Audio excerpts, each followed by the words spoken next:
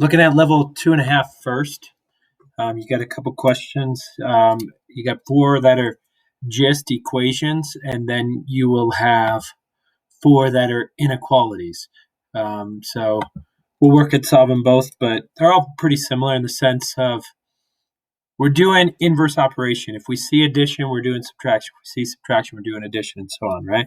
This is all really about the process. So what I want to do is get that variable by itself. What I see bothering the variable is a positive 14, so I'm minusing 14 here and minusing 14 there. I get x by itself. I get my equal sign. 39 minus 14 is 25. And you could plug it in and get 25 plus 14, and that will equal 39. All right, now we're going to try to find y. What's bothering it is minus 17. So we're adding 17 here and adding 17 there. And as you all know, if we're not showing this stuff, you're not getting any credit. That's really what it's about. I think most of us in our head might be able to just do that and say y is 30, but I want to see this process. Here, this is 4 times x. So I might change that variable. Maybe it's going to be 4 times n. But we should know that this is not 4 multiply. This is 4 times x. So to undo that times x, we divide by 4 on both sides.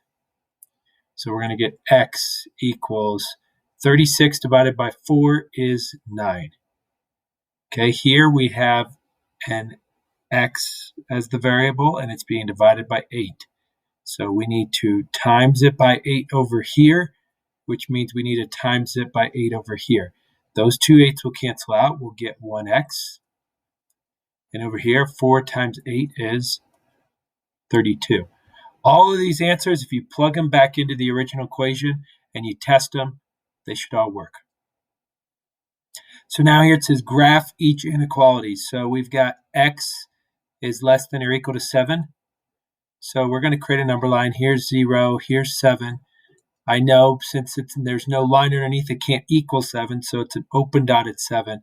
X is less than, so over here would be 8, over here would be 6.